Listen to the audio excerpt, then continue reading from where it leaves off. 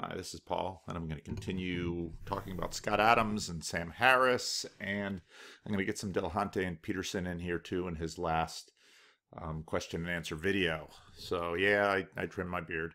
I'm not wearing my orange shirt, but I did a video on Scott Adams, and this is continuing to roll around in my head. I've had a bunch of other things going on. As you can see, I did some conversations in some of my previous videos. It was fascinating listening to the Scott Adams, Sam Harris conversation, because that conversation seemed to basically revolve around Donald Trump. And I love how Sam Harris entitled it Triggered, because I think Scott Adams triggered Sam Harris in that video. And basically the whole video became a conversation about, you know, whether Trump is a con man or whether Trump is this master persuader who's leading America in a great direction and America's going to start winning again. And in fact, you can find plenty of Scott Adams predictions that by the beginning of 2018, at some point, you know, all of this masterful stuff that Donald Trump is doing is going to come true. And this gets into Scott Adams' two-movie theory, which, again, if you watch his periscopes, you can find all over the place. Scott Adams basically makes a postmodern argument in this and says, you know, we have all these facts, and we try to figure out, you know, what they line up with. And because we can't know things very clearly, because we're really terrible at connecting with reality, you know, two legitimate filters that Scott Adams always says is that one is happiness, whichever movie makes you happy, and whichever you'll know truth when you can predict when your predictions come true. And we talked about that. I talked about that in my last video about Scott Adams. And so we fit facts into a larger narrative, to a larger narrative structure in order to derive meaning.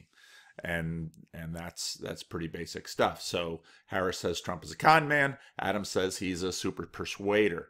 Now Adams wrestles with the epistemological. Let's use epistemological dilemma of naturalism in this. And Adams, one of the reasons I got interested in Adams is that in terms of naturalist, he more than most would own up to the difficulties of naturalism, and he owns up to them quite fully in many of his explanations. I think he, along with many other naturalists, has a real hard time living them out, but you know, he's owning up to them more than most, which I think are points in his favor. And so Adams has two filters. Because we live in a soup of our constructed selves, can't fully escape from. That's the filter of happiness, live in the movie that makes you happy, and the filter of outcomes. We can know we are seeing, at least to a degree, the objective world when our predictions come true. Now, one of the pushbacks I would give on that is that when we have to evaluate predictions, we're still in the same soup as we were before we made the prediction. In other words, if our capacity to interpret reality is compromised by our naturalism, it is compromised both when we are in the moment we are trying to make a prediction and in the moment we are trying to evaluate if our prediction came true.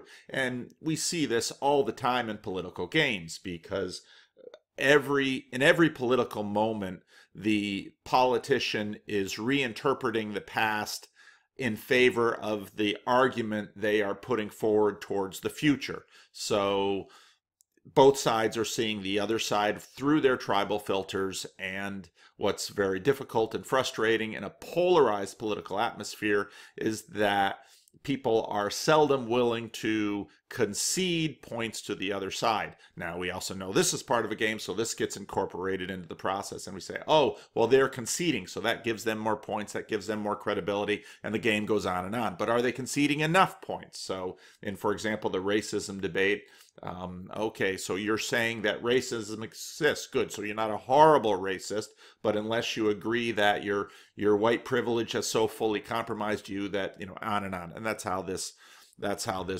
whole game gets played. Well, how will the Trump debate be settled?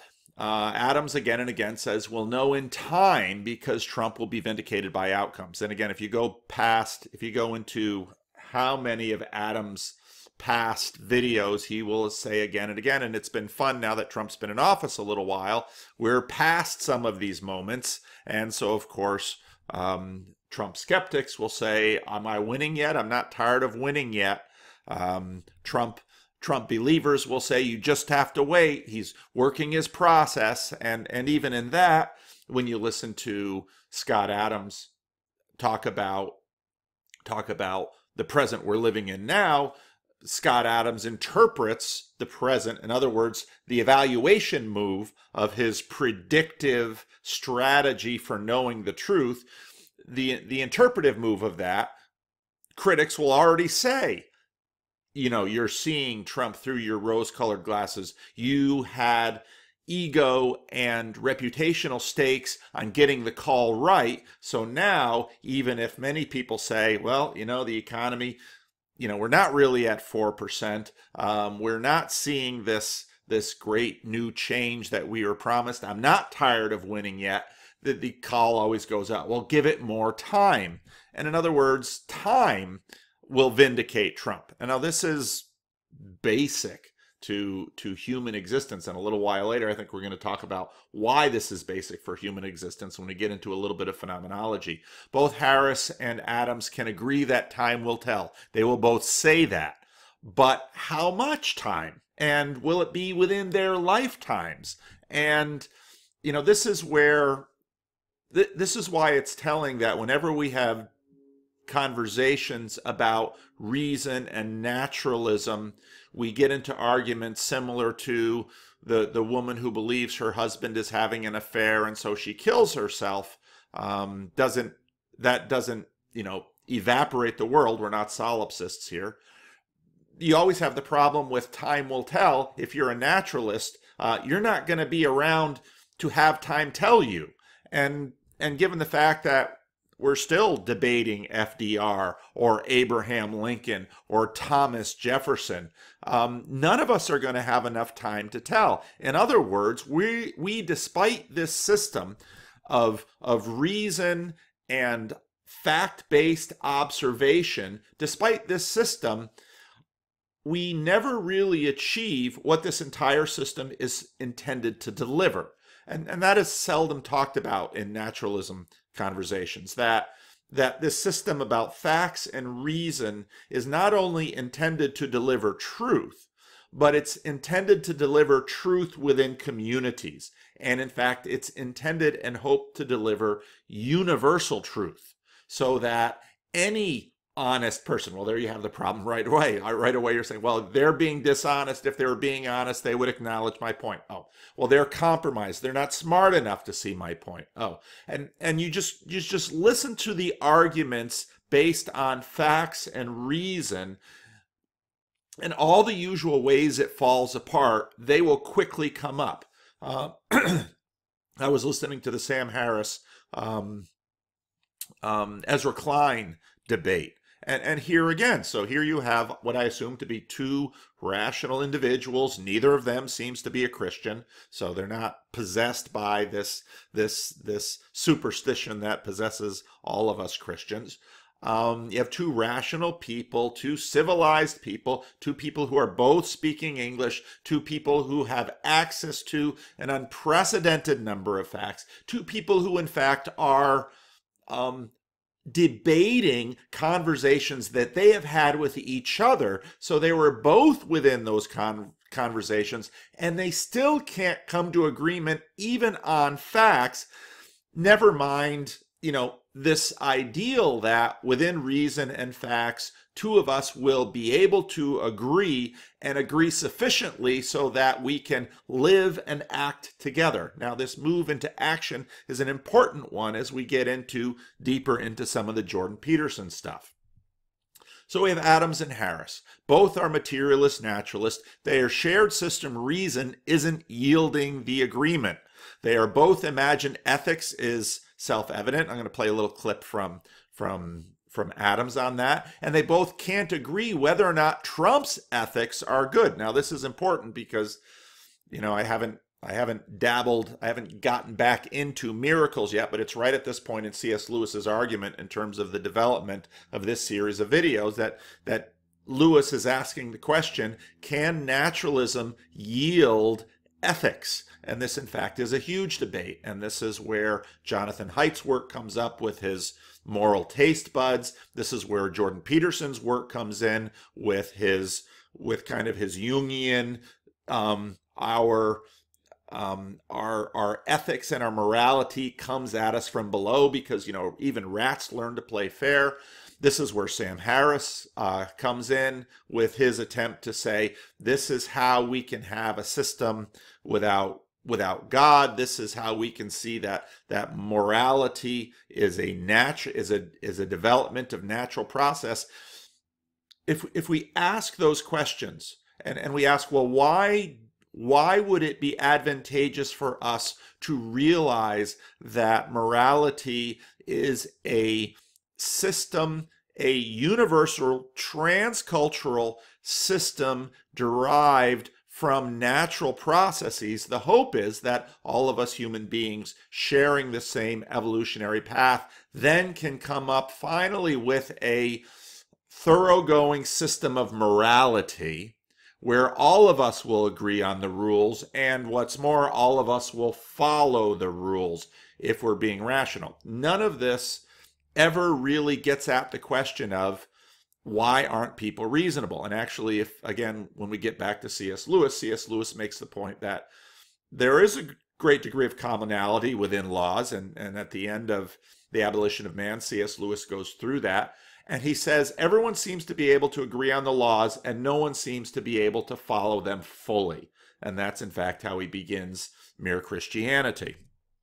So, and we see this being played out with Adams and Harris, because even though Adams and Harris seem to share fundamentally the same framework, we don't have Harris and Adams debating the existence of God. We don't have Harris and Adams debating the truth of Darwin. We don't even have Harris and Adams debating whether or not reason works. Now, Adams is more skeptical than Harris, but because Adams acts in the world, and we're going to get into this again because this is where Peterson comes into the conversation. Because Adams acts in the world, he actually, every time he needs to act to a certain degree, he sort of betrays the system. But what we see even with Harris and Adams is they can't come to agreement. When I work from home, I always have to plug in my Ethernet because I got fiber at home, which is wonderful for uploading YouTubes, but the AT&T router they've given me is kind of crappy, and I'm still trying to figure all that out. So let's play a little bit of Scott Adams on ethics here. He has a point about your lack of ethical discussion. This is someone criticizing Scott Adams. Played a video where Sam Harris and another person are criticizing Scott Adams and his lack of ethics when it comes to Trump, because Adams says, we're seeing at least 2 movies with respect to Trump. Now, I think my movie is plausible, if not right. Harris says, no, he's a modernist in that sense. There's only one movie, and the facts line up that Trump is a con man. And so there must be some deficiency with you, Scott Adams, for not seeing the truth. And that's basically how modernist naturalism goes. No, he doesn't. Here's the thing. You all have a sense of ethics, and they're probably no different than mine, because ethics are pretty uniform across societies, right? Whatever you think of Trump's, honesty, his ethics, how he's treated women, probably very similar to how Trump supporters see him. But Trump supporters apparently are just dealing with more variables. And the ethical considerations are certainly on the table. And we should each fully appreciate them so that they can be weighed, good and bad, and it's just part of your decision. Now, personally, as I often say, I would lie to a terrorist to save your child's life. But lying is bad. So sometimes the world gives you hard choices with lots of variables.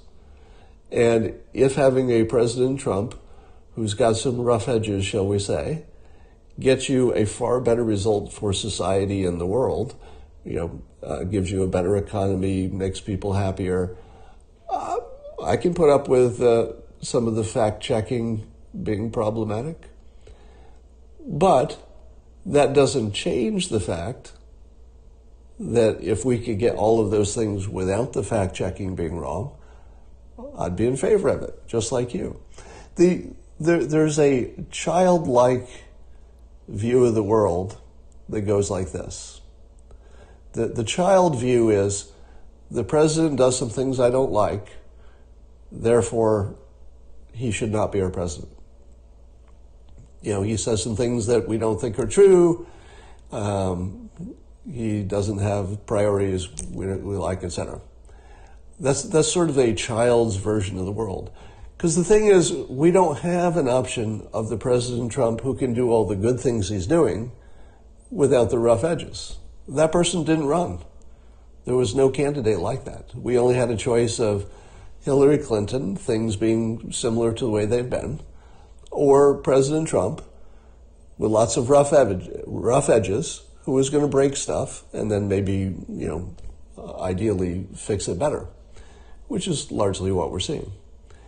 So if you can't deal with more than one variable, you probably shouldn't be talking about politics at all.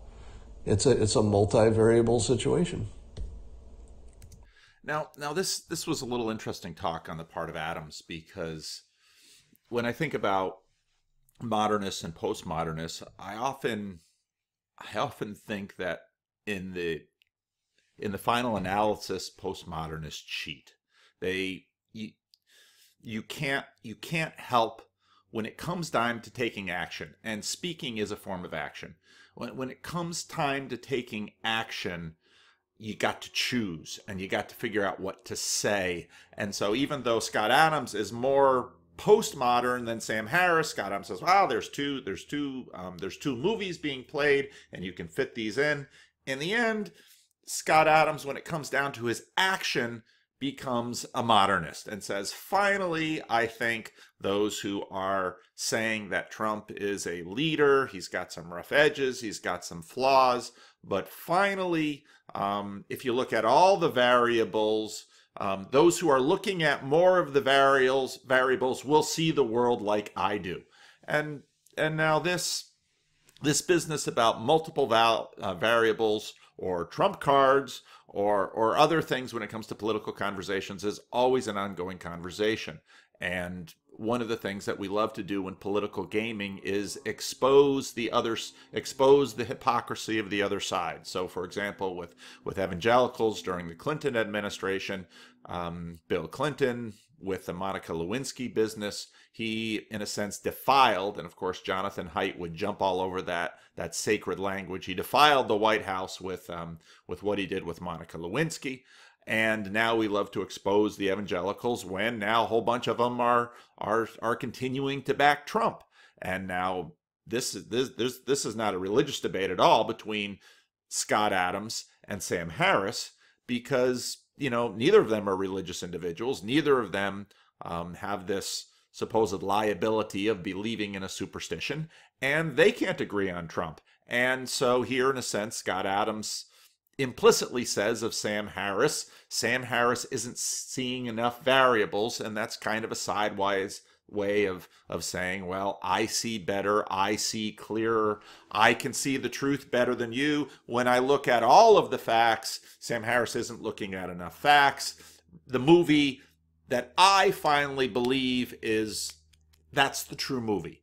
And now maybe I'm going to put all kinds of conditions on that, because I also want to maintain my reputation as a naturalist with a high value of skepticism, that we as human beings do a terrible job of seeing reality, so on and so forth. That's pretty much where that thing lands.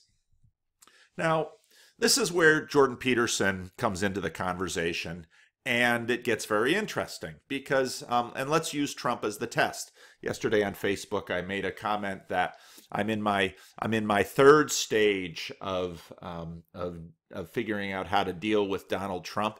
To to a certain degree, I was, as Scott Adams said, with cognitive dissonance when he was elected. I was quite surprised. And then I went to my glue trap phase, where I really tried to avoid saying the man's name because all of my friends on Facebook and in other places, boy, once you mention the guy's name, the conversation just, the capacity for conversation just evaporates. People get polarized right away. If you don't love Trump, you don't love your country, and you're a victim of ideological possession. If you do love Trump, you're a bigot, and the reason that the world is evil. And I'm not ready to put up camps, but given this, I'm considering it. Concentration camps for everyone who loves, back and forth and back and forth. And then, of course, which is part of the reason why I appreciated Jordan Peterson's question in the Bill Maher thing, what are you going to do with the other side? Please think about that. These are people. And hey, I'm in my 50s now, and I remember plenty of polarized situations. I remember debating Ronald Reagan, debating Bill Clinton, debating George W. Bush, debating the Iraq War, on and on and on and on. This is a dynamic that happens. So Peterson comes in and says, well, okay, let's use Trump as the test. Well, what can we know? Well, what can we agree on? And really, it comes down to, how do you act? Do you speak in favor of Donald J. Trump? Do you denounce Donald J. Trump? Will you vote? How will you vote? Will you protest? Will you donate to Donald J. Trump 2020 campaign? Because, right after the inauguration, he started campaigning right away. Now I want to bring in Dillahunty because I should have put up, let me see if I can find it. Okay, and the author of this piece, oh shoot, I forgot his name. Tyler with an O, Tyler Lovins. There's another really good piece, two good pieces about Jordan Peterson on this website, Reason Revolution. I think they're both written by Tyler. My disappointment with the Matt Dillahunty Jordan Peterson discussion, and I thought this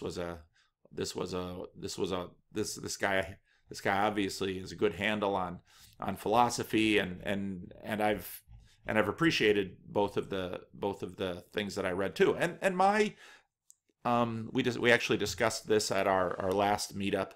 I was disappointed with this conversation too, and I haven't. Dillahunty now has a video out where he talks about his disappointment with this conversation. I haven't listened to that one yet. I look forward to it, but in a sense, when I saw this conversation between these two, I wasn't surprised, for the same reason I wasn't surprised that there was a lot of anticipation about Jordan Peterson talking to William Lane Craig, and they talked past each other. And I think the reason we've seen Jordan Peterson talk past William Lane Craig and Sam Harris and Matt Dillahunty is basically because of Peterson's phenomenology. Because Peterson has, in a sense, already, I don't want to say walked past, because that implies a progressivist narrative, but Peterson has, in a sense, in terms of his lifespan. So I'm not implying a progressivist narrative here, but Peterson in his lifetime isn't a materialist, and he critiques materialism, and he critiques materialism really on the basis of Husserl. Now, as I was telling my son yesterday, the coolest thing about this whole YouTube experiment for me have been you, the listeners. Sometimes you folks send me stuff that just blows me away, and you blow up my book list, and you send me out, and you find all this really cool stuff for me. You are better than Google. You really are. And I was reading the Washington Post piece on Peterson this morning and just looking at the quality of the comments, which was horrible, and thinking about the fact that, you know, once you get to a certain place on the hierarchy, you can't have a comment section because it just goes to pot with too much of the crap that gets going. And so, you know, I know I'm the weirdest YouTuber around because I enjoy being small, and because you know, before, when I was reading comments, I used to love every comment that was written, and I thought, I can't do this because, you know, so, but I do try to read all the comments, and boy, the positive and negative ones, and boy, do I learn a lot in the comments section from listening to you guys and listening to you guys debate each other. So I too was disappointed in this conversation, but in some ways, the way this conversation fell apart was so predictable. Here's another little lesson about hierarchies and benefits. My little YouTube channel is small enough that, and I don't get so many emails and messages and invitations from people that I can actually listen to most of you. So you're not getting filtered out. Now I'm thinking about starting a Patreon, and I'm really debating that. And I'll probably do a video just on that because I want to hear your comments. But once you get to a certain level on a hierarchy, you have to start filtering. I only have so many hours in a day. I have a family. I have a day job. And so, whereas it would be tremendously fun to make videos all the time and have cool conversations with people and do all that stuff, I don't have time, and I don't have time to read every book that's recommended to me or everything like this. And so what happens is you kind of let your internal motivation, this Jungian internal cloud of witnesses, decide, okay, what am I going to do next? And what interests me now? And then right now I'm really struggling with the question of how organized do I make myself, and how much do I let intuition work? And so I'm doing a lot of thinking lately about time management. So how much time has Dillahunty had to study Jordan Peterson? And since Jordan Peterson is further up on the hierarchy, he hasn't had any time to study Dillahunty. But if you want to have a good conversation, the more each other, the better two people know each other, the better conversation they can have with one another. One of you all contacted me and wanted to have a conversation with me, and we Skyped about some decisions in his life. And he immediately got on the Skype and said, "Oh, I just realized I know all kinds of things about you. You don't know me at all." And that's very true. And I had the same feeling when I was talking to Jordan Peterson. And so I think part of the problem with this conversation is that between Peterson and Dillahunty is that at this point in their lives, neither of them have enough time to actually study each other and to actually have a more productive conversation. And it sounded from the beginning of this conversation that it was relatively impromptu. Dillahunty was coming to Toronto, so they moved a bunch of things around so Peterson could jump on stage, because wouldn't this be cool? And it just didn't work. And I think we saw the same thing with William Lane Craig and Jordan Peterson. Excuse me. Jordan Peterson, you know, he doesn't have time to study William Lane Craig, and William Lane Craig doesn't have time to study Jordan Peterson. And here, you know, little Paul Vanderklay in Sacramento, California, I've been spending a lot of time studying Jordan Peterson, and I really enjoy it because it's been fruitful for me. And then I'm talking with you all, and, you know, the room is at, and this is the thing about rooms, and I'm starting to deal with this in terms of our Jordan Peterson meetups in Sacramento, because I want to have the right size, the right number of people in the room so we can have a productive conversation, so we can learn, we get this balance between order and chaos right. Anyway, back to the PowerPoint. One of you, and I'm not going to name you because you sent it privately, you didn't put it in the comment section, turned me on to this guy who I had never heard of, and he's got a course on phenomenology. And so partly because of the Jordan Peterson stuff, and partly because of Dallas Willard, whose biography I've been reading, I kind of paused his biography because other stuff got more interesting and I'll pick it up. And Dallas Willard taught philosophy at USC in Southern California, and was, for those of you who are Christians, you might recognize the name, tremendously influential non-pastor leader at the end of the 20th century, big influence on a celebrity pastor like John Ortberg. I'm a fan of Dallas Willard, but I never knew what philosophy he was, he studied, where professionally he was into, and actually he was into Husserl, and he was into phenomenology. And then when I got into the Jordan Peterson stuff and Jonathan Pageau, it's like, oh, phenomenology, I got to learn more about phenomenology. And so I'm learning about phenomenology. And here in this section, phenomenology is a response to naturalism. And so I'm going to let this guy talk a little while, and you can decide if, what you want to invest your time in, but I found this stuff helpful. Husserl's specific exposition of that. We'll take a look at it. Now, it considers all, and I sort of already mentioned this, all forms of reason occur as objects in consciousness. And yeah, it's a little meta. We're both in the corners, but hey. Right. So when I make an argument that makes sense to you on the video, the only reason it does that is because you're reasoning, and your reasoning means, and you can only reason because you're conscious. So here again, I talked about the relationship between reason and community. And so he's talking to his listeners and he's saying, if I make an argument and you start to understand it, the reason it works is because we're reasoning. And the hope of reason is that if we all run this long division problem correctly, if we all take these steps correctly, we can get beyond all of the corruptions of naturalism. And this is the sense in which CS Lewis talks about reason as being supernatural, in that we are trying to transcend nature. Now, obviously, for a naturalist, all of this is within nature. Everything is the whole show.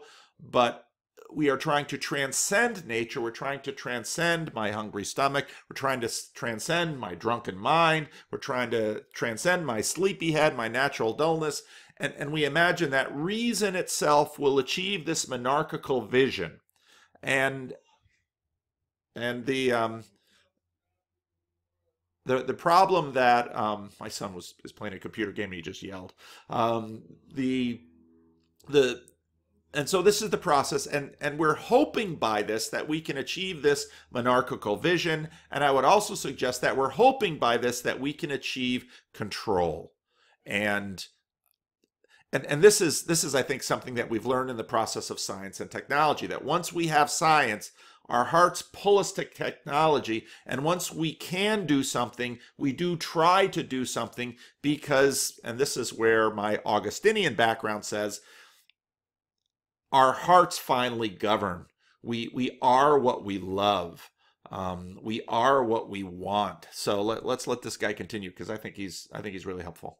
So that means that a critique of reason requires an elucidation of consciousness and then its correlating structures.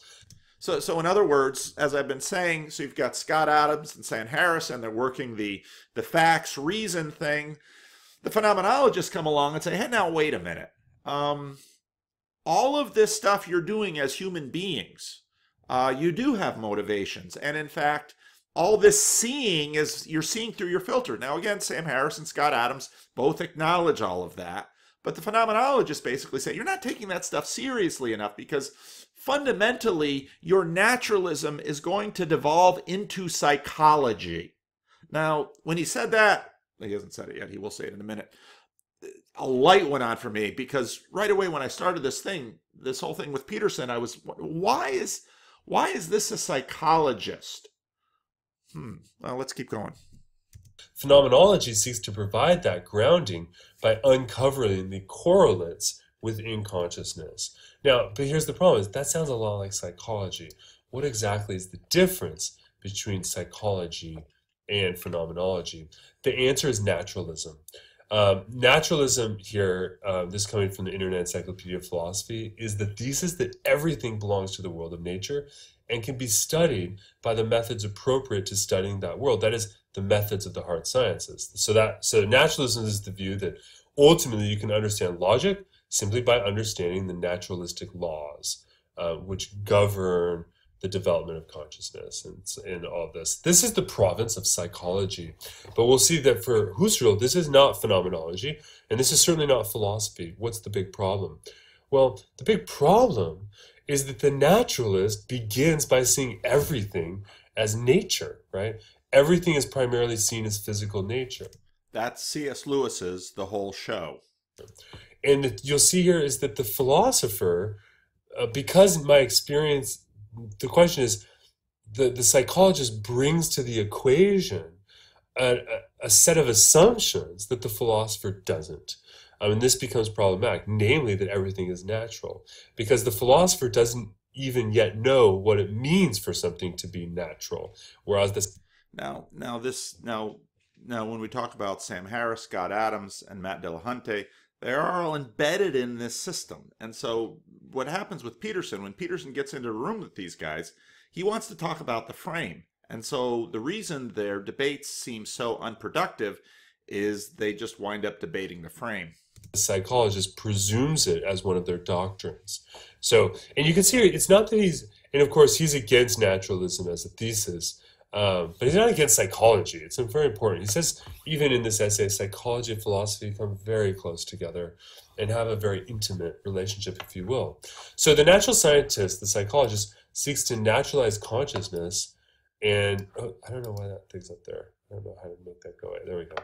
The natural scientist and the psychologist seeks to naturalize consciousness as a feature of the natural physical determinist laws, and to see consciousness as simply that sort of feature. So at the end of the day, the psychologist always begins, Husserl indicates, with a sort of reductionism.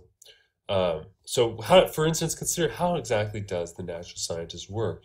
Well, one, they bring the presupposition that nature is a unity, a spatio-temporal. Again, that's C.S. Lewis's The Whole Show. Being. That is the idea that nature's really out here, right? It has space and it's in time, right? And that's also rationality rules, his objective world. So, and it's real. And then what does the natural scientist do? They, after making that presupposition about nature, well, they observe and they collect the data, right, from their observations of this nature, and then it's rigorously used, this data is, to identify distinct laws and regularities and so forth of nature. This is all done through inductive procedure. And we've had a little bit of discussion about natural laws and what laws are, and I continue to say that it's a metaphor. And if you lose the fact that it's a metaphor, you forget the human element of finding these laws. And it's also easy to forget the natural tension in naturalism between these laws. And again, if you can, the naturalist has a hard time saying exactly what these laws are, just like you have a hard time if you're a naturalist saying what math is. Is math something we do? Do we identify math? Do we discover math? Or do we create math? Do we create these laws based on observation? In other words, if human beings go away, do these laws go away? And then you have the question of, are these laws eternal? And so, I think Rupert Sheldrake makes a good point that, in a sense, what we do is we divinize these laws. And so when you listen to Matt Dillahunty talk about the laws of physics, at one point you want to pause them and say, well, tell me more about these laws. Please tell me exactly what these laws are. Because are these laws eternal? Are these laws necessary?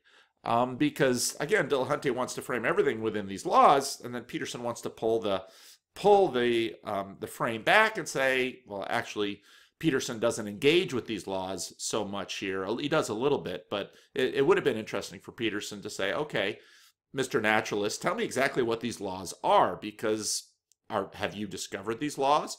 Have you identified these laws? And even this word here, identify distinct laws. That implies that the laws are in nature. And so again, now we've got this question of, okay, what's above us? Well, the laws of nature are above us. Well, exactly what are these laws? And again, back to one of my other theses, I think when it comes to our hearts, we have a bias towards professing that nature is impersonal, because if nature is impersonal, we can colonize it and make it our slave, which is exactly what we do with technology, and exactly why we hunger more knowledge, so that we can have more power, so that we can enslave more. Now we're into the Lord of the Rings and Sauron. of experience. Now, laws of nature are generalized forms of description that can account for the data. Okay, and so there he's looking much more at a C.S. Lewis point of view, that laws are ours, that we generalize the data and create laws. So what is a natural law, or a law? I shouldn't say natural law, not to confuse it with the specific category of things in philosophy, problems in philosophy. But laws of nature, essentially, where we take these descriptions the natural scientist gets from these empirical data, and we generalize them into principles. And these principles are so part and parcel to our observation that they can never, in principle, be rejected, and certainly not experienced, right? So the question is, will this work for consciousness? Because remember, the key for philosophy is to understand what is the meaning process itself. But you can see, since all of this, since my experience of nature is an experience, right? And my experience comes in the form of consciousness, the philosopher can't begin with the assumption that there's anything such as nature. The philosopher can only begin by realizing that what they're experiencing is subjectively constituted, right? It's within their own head, as it were, right? You're experiencing the world inside you, right? Never outside. And because of that, I can never know if my assumptions about nature, right, are verified in nature itself. So you can see here that the natural scientist can't begin to articulate consciousness in this way unless it begins with an already half-baked claim that consciousness is spatio-temporal being, that is, i.e. nature. And now we're getting into, so if you go back and you watch the debate between Peterson and Matt Dillahunty, and you listen to that description right there, why can't the naturalist and the phenomenologist, why do they have trouble talking with each other? Because in a sense, the phenomenologist says, I've seen your tricks and you can't see them. Well, this isn't a lot different from the debate between Scott Adams and Sam Harris, except they're both within the same camp. Right. So what is consciousness? Well, here's some things, right? Consciousness is the medium by which the scientist does natural science, right? The natural scientist is actually aware and conscious of what they're doing, right? And I should be clear here that under some of Husserl and some conceptions of science, science is something that exists socially, not necessarily something that exists in consciousness. But we might even say, so there's one way of thinking about science as one does science, right? The consciousness that's present then. There's also another thing to think about science as a body and collection of work that gets expanded and developed over time. But we can say that whether or not however science is developed, to know any sort of scientific claim is always to engage in consciousness through this medium of consciousness. So, and this again, if we go back to all of these conversations that, think about Brett Weinstein, Jonathan Peugeot, and Jordan Peterson in that conversation, in a sense, Peugeot and Peterson are taking the phenomenologist twist on this and saying, hey, we can't talk about objects in space and time until we first come to some agreements on consciousness. And the others say, no, I think we can, and no, we can't. Well, here we are. Consider what Husserl calls the exemplary index of ideality, that is formal logic, right? So think here about formal logic. Now, if you haven't taken formal logic, check out my YouTube videos or take a logic course. And one of the things you'll see is that formal logic essentially assesses the forms of patterns that we have in our reasoning, right? And they're patterns that seem to be, whose logical rigor seems to be independent of the content that they tend to represent, right? So when I say all men are mortal, Socrates is a man, therefore Socrates is mortal, right? That argument makes sense, but it has a distinct form to it, right? Where you'd be like, all M are T, all S are M, therefore all S are T, right? It has a formal structure. And guess what? That formal structure maintains its validity under all conditions, regardless of what one, puts under the category of the S or the T, right? So that means that when we're engaged in logical reasoning, we're engaging with something that's purely exists in the ideal, right? When I say ideal, I don't mean the way things should be, though I kind of do. I mean, they only exist in terms of the essence of ideas that only have existence or being in the mind. Now, ideal, see, and now we're getting into some idealism here, and I understand what he's saying, and I understand why he goes down to the mind, because that's the modern thing. But if you look at that word throughout all of the history of philosophy, obviously it's a big deal. I'm not quibbling. Well, I am quibbling with him, but I understand why he took the turn he took. Right? They don't seem to have existence outside of us, and yet everything also around the world seems to be dependent upon these same sorts of laws. So on the one hand, logic is treated as like in logic, it's frequent. The naturalist on the one hand tends to treat the laws of logic as laws of natural laws of nature for thought. But the problem is this leads to an absurdity because natural laws assume something about consciousness that is not directly inferable from consciousness. So in analyzing consciousness, what we do is we seek to understand what transcendentally comes before any conception of nature whatsoever, because our conception of nature is constituted always as an object, right? So before we can understand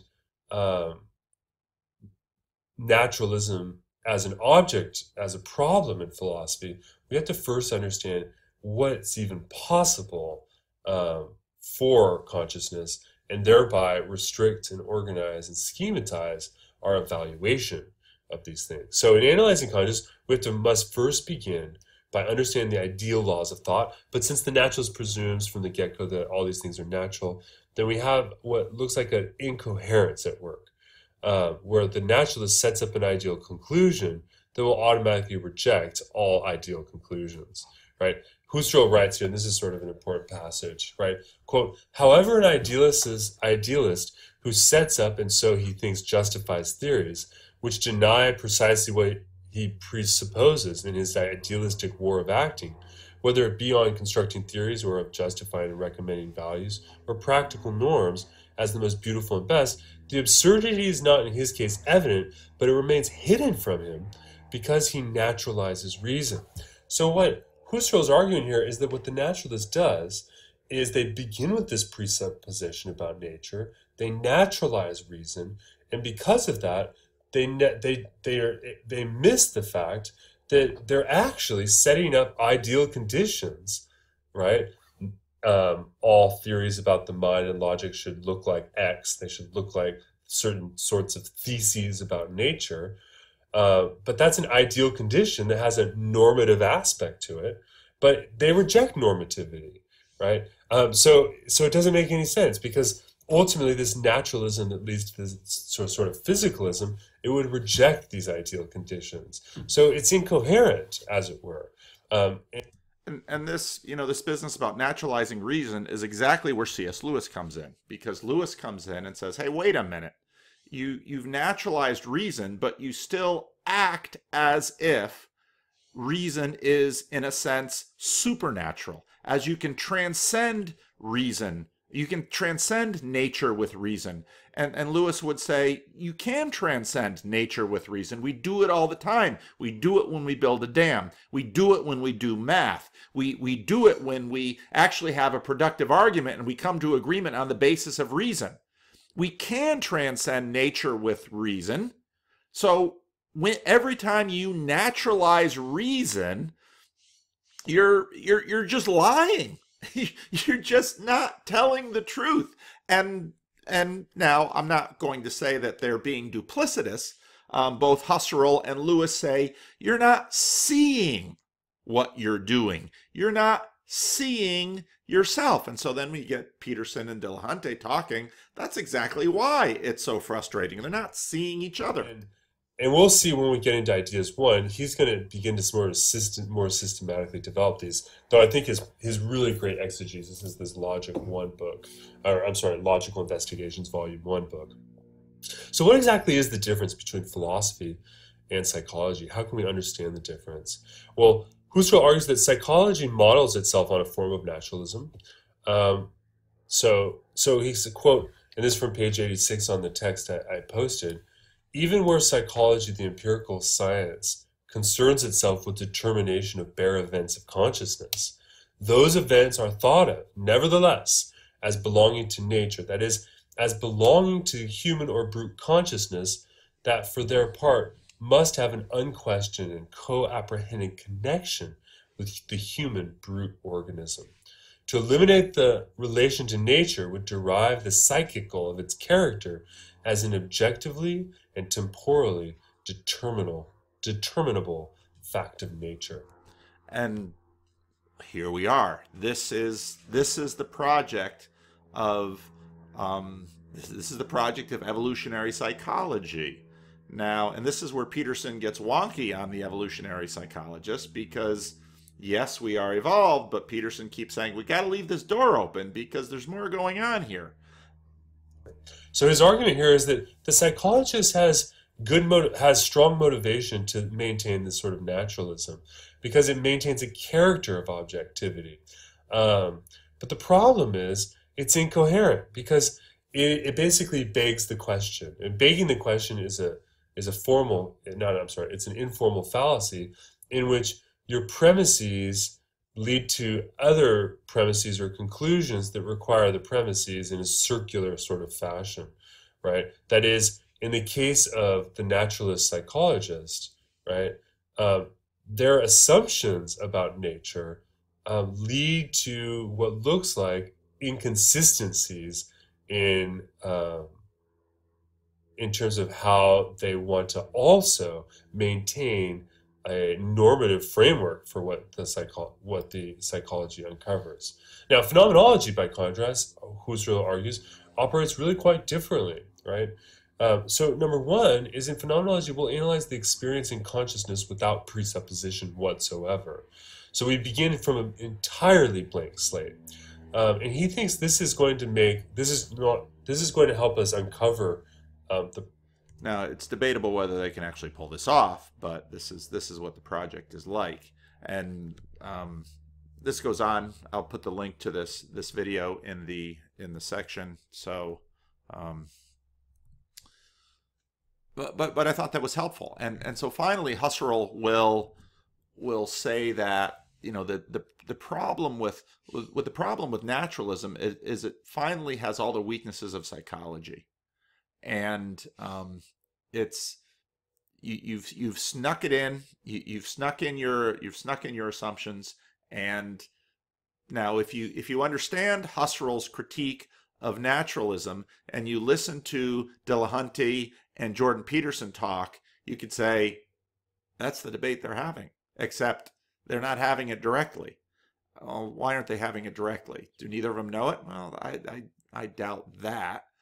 But how long would it take to do this in front of a studio audience? So then we've sort of left down to our teams here, where we've got Dillahunty, who I don't know him enough. I'll put him in the modernist camp. Harris, another modernist. Adams, another, a little bit more postmodern, but kind of defaults to modernism at the end when he thinks he sees, because you need to think you see to act. Materialist, naturalist, reason will yield agreement and cooperation. And this is kind of behind the, we can get both of us on stage, we'll reason, and then we'll win. And so when you look at all the little downstream videos from Peterson, Dillahunty, Peterson destroys Dillahunty, or Dillahunty destroys Peterson, or who wins? And, you always see this in presidential debates too. It's like, who wins? It's not that, it's really hard to know unless someone really screws up. But notice now with the materialist and the naturalist, the emphasis is on seeing. And this is something I've been noticing, if you listen to Adams and Harris talking, it's all visual. And if you listen to Dillahunty talking, it's all visual. And we see objects and we see nature, and we're skeptical about the existence of the God because we can't see him. And so it's a very visual thing. And I don't know if Peterson would say, well, that's because it's the repurposed visual portions of our brain that gave us the capacity to see, so on and so forth. But modernism is all about seeing. And again, this monarchical vision is all about getting to a point and seeing everything.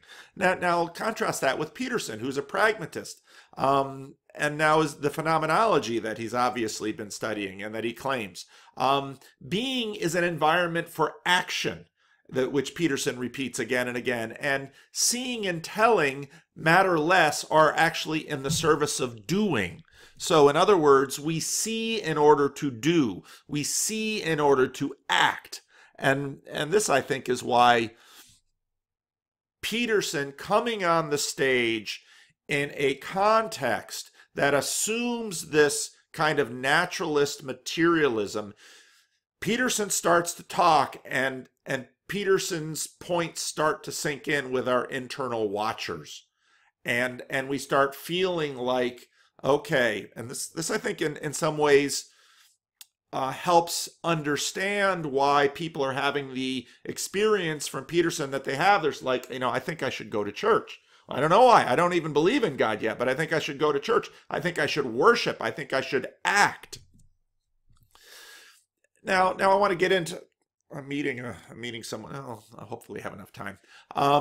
Peterson, time and action. So now what's interesting with all of this seeing that materialists tend to do, it's almost always in this eternalized, objectified, frozen state. The laws of nature are these things frozen in time. They have no beginning and they have no end. Now, if you really press them, well, they began at the Big Bang. Well, why? Well, because of physics. Well, you're begging the question with this. Where do these laws come from?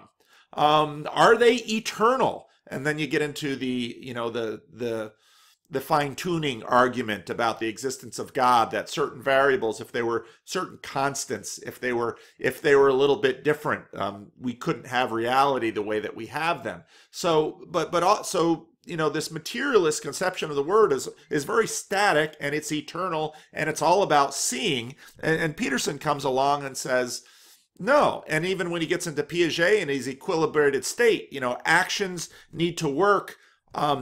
Actions need to work today and tomorrow. And this is where,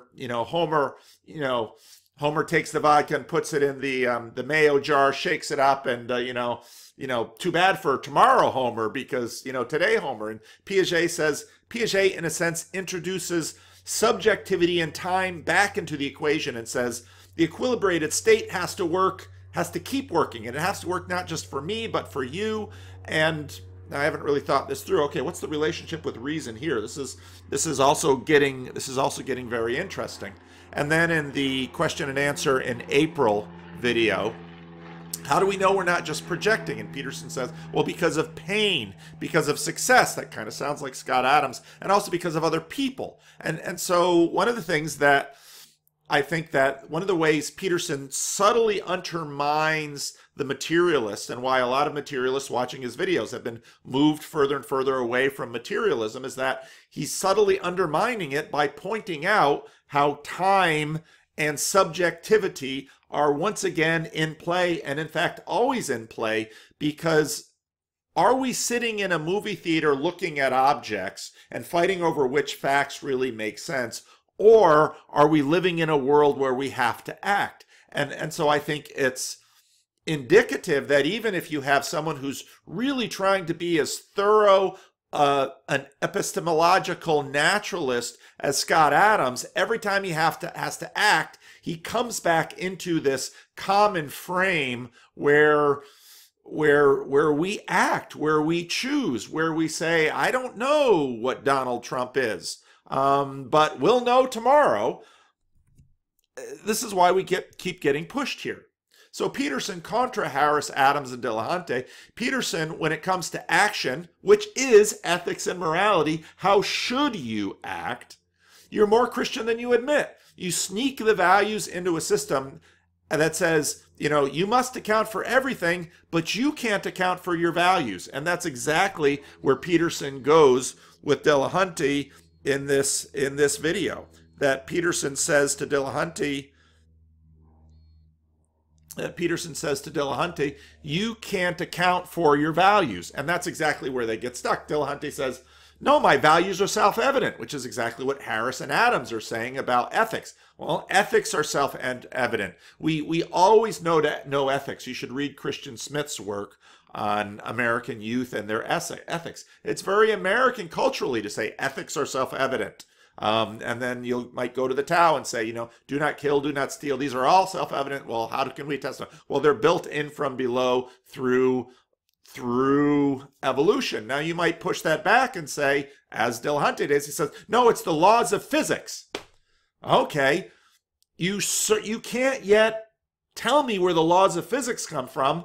And if you're going to rely on those for these evolved ethics coming up from below, how are you going to account for them? They're a long ways from physics.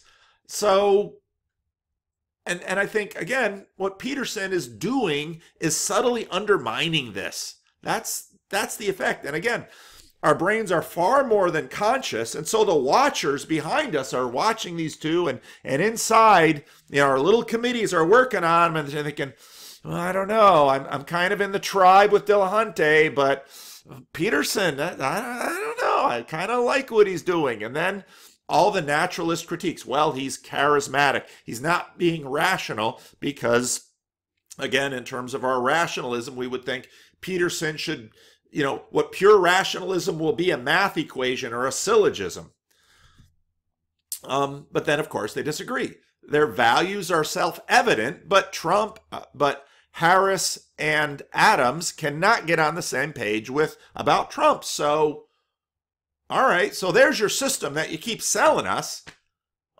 It ain't working for you in what many of you seem to imagine by your actions is the most important thing you should be doing now. One of the things I've been working on, prompted by all of this, is to try to answer the question, what is being? I mean, Peterson, gosh, he Peterson pilled me. And so what is being? And, well, this is a rough diagram, and I'm still working on. Every action, decision, thought creates the material relational past. So every time I think, those neural pathways are being connected. Every time I act, I'm creating a new relationship in the world with someone else, or I'm building on that relationship. Every time I either have a fight with my wife or make up from a fight with my wife, or we have a good evening together, or we have a boring evening together, we're at every moment we're creating the past, and all of those pasts are creating the me that acts in the moment. Okay? I think we're trying to take a process perspective, let's call it process philosophy, because I'm thinking more in terms of process theology. I'm not going to talk a lot about that, but that gets in here. Taking a process perspective that is fundamentally phenomenological, that says, I am all of these series of moments. What is a human being? A human being is a process. Now, if you listen to enough of Peterson's stuff, you're going to hear him. He's talking more and more about this. And this is kind of where the conversation is going. And there's reasons for this. So what is Paul Vanderklay? Is Paul Vanderklay this being? Well, Paul Vanderklay is this being now. I have less hair now than I had 30 years ago. Lots of me is different than I was 30 years ago. So it's really different to talk about identity, and we're feeling this right now in our social conversations. It's really hard to talk about identity outside of time.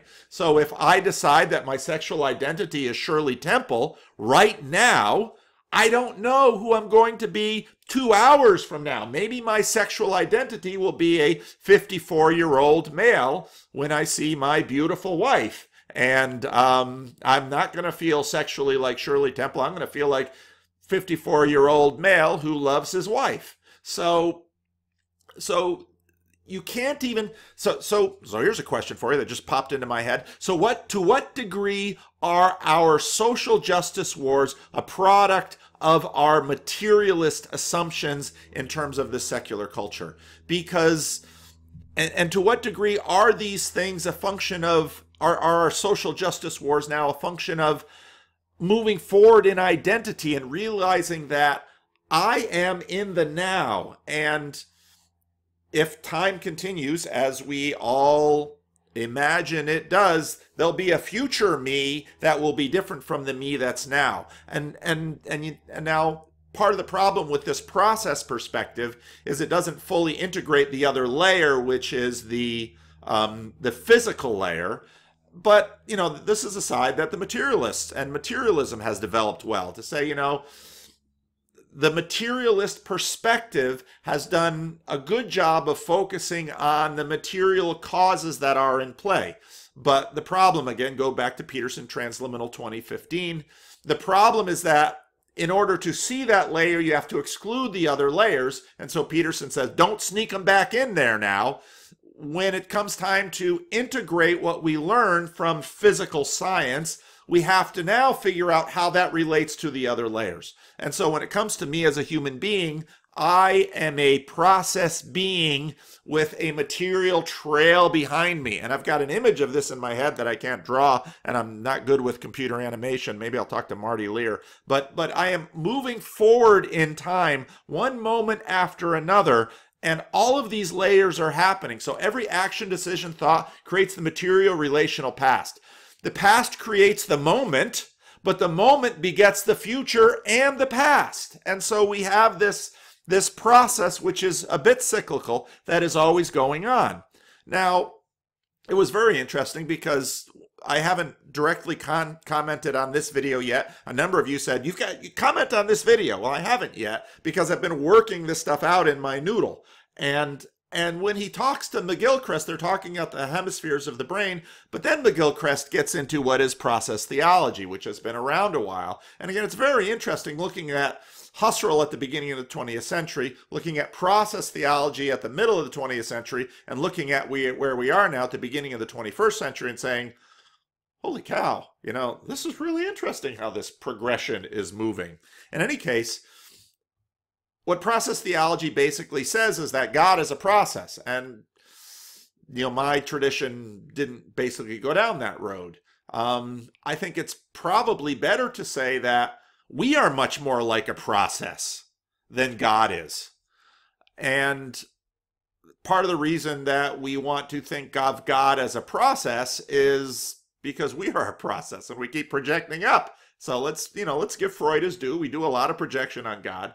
We return the favor and make God in our image. But here's this process going, and we are this process. You know, to what degree am I a material being? Now you talk to the New Agers, they say, I'm a spiritual being having a material experience. And I don't agree with that. I think this is part of what I'm trying to put together with this. And so, actually, I put the layers thing. And so basically what happens is this has to agree with all of the layers.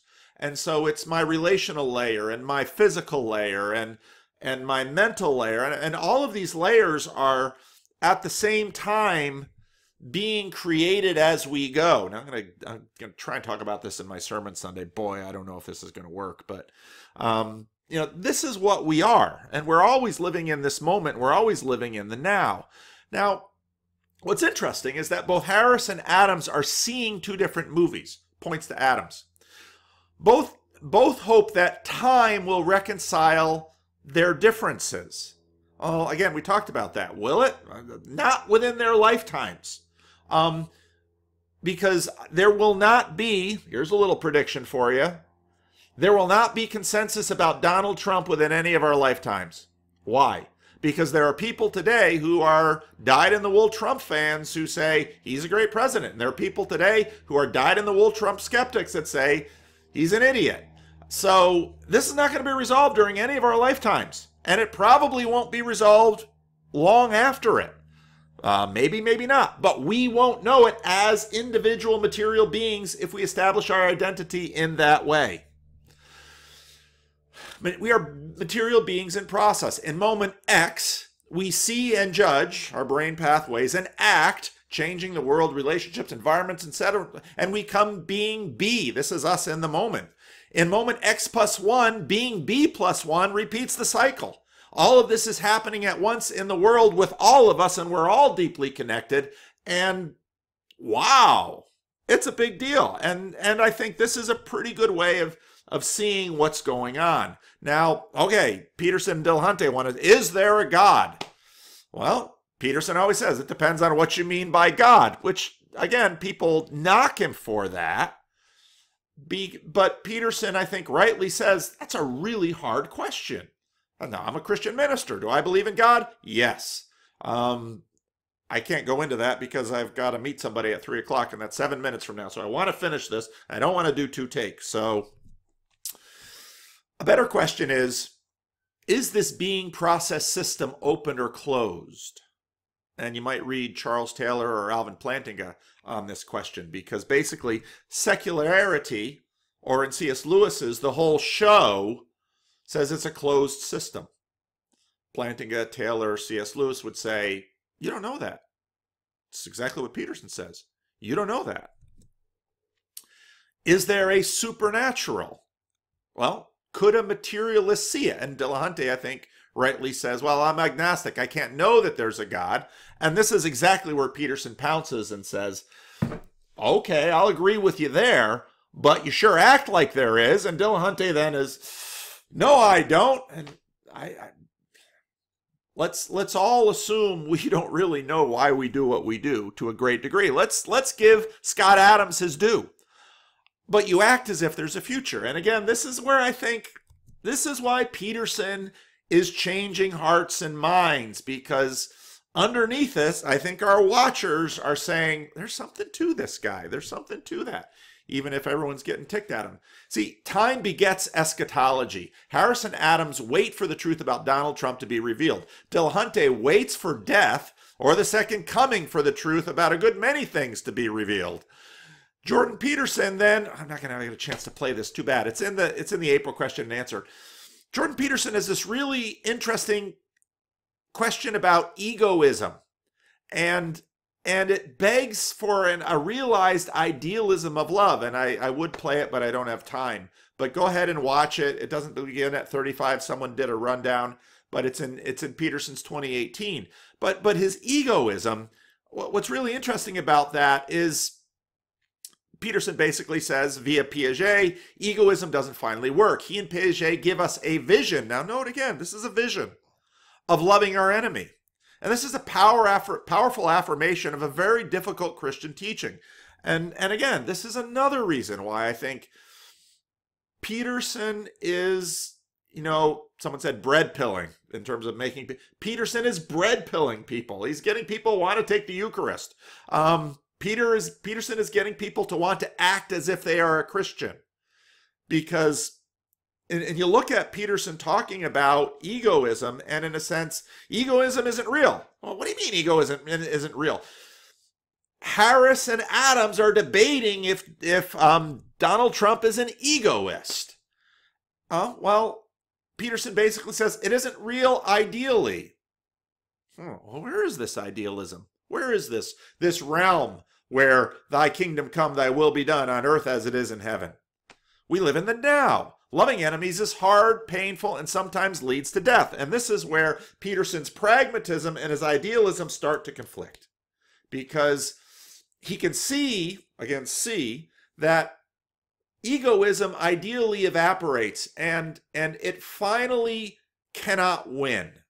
Love wins. I'm not endorsing Rob Bell's book. Love wins, okay? And love wins gets acted out how?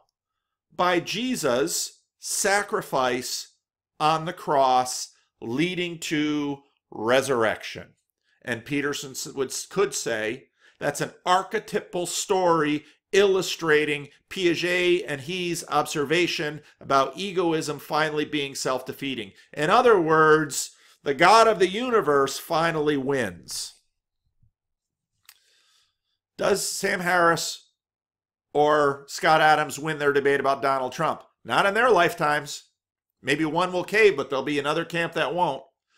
Do Jordan Peterson and Dillahunty win? Well, whose eye is beholding it? What game are we playing? What actions did watching result in? What tribe switching did the watching result in? We're nested in a divinized political process where changing hearts and minds is the key. No one seems ready to give up on reason, though. Notice that through this whole thing. No one is ready to give up on reason. C.S. Lewis's critique continues to hold. We still play the game of asserting that naturalist corruptions disqualify. Even Adams, who tries to take them into account more than the other materialist, in the end becomes a modernist and has to act. And again, points to Jordan Peterson on there. Every system is eschatological. Is eschatology reasonable in a materialist system? Well, Adams and Harris are eschatological with their ideas about Trump. Will the truth of Donald Trump finally be known? Be known by whom? If you ask a Christian, what would a Christian say? Dear old saint in my Sunday school class, whose saintly mother was, married to a sharecropper and lived in Jim Crow South, she had one word for everything. It was God knows. It's Jordan Peterson. God only knows. It's eschatological. And this is the point that, we're going to run around and we're not going to believe in God and we're going to think our own selves and we're going to try and do this. But in a sense, what Peterson is saying is, we're not escaping. We're not escaping it. If you think this thing through, this is where it goes. Every system is eschatological if they have values, and these values lead to ends. But the embrace of every eschatology is that of faith. Materialists say, well, at some point we'll have enough science.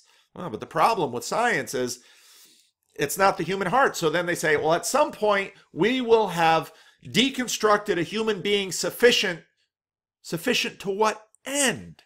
That's the question. So we're not escaping it.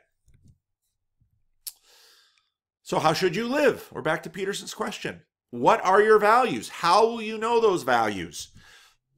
Someone, was talking to me about James K. Smith, who's a popular professor at Calvin College, teaches philosophy. And I was telling them, I think the Jordan Peterson community listening to James K. Smith would yawn. Because, we're constructed. All the materialists know that. The question is, what is the good?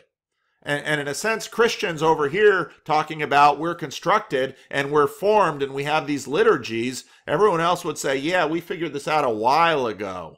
What we want to know is, we're on to phenomenology. And we're trying to figure out what is the good. Can we know the good? And that's why folks are coming into church. The Christians already say, yeah, we already know the good. It's these other folks out here that are saying, can we know it? What are the values? Where do they come from? How does time fit in with your moment and process? Back to Adam's two filters. Does it make you happy? Well, now.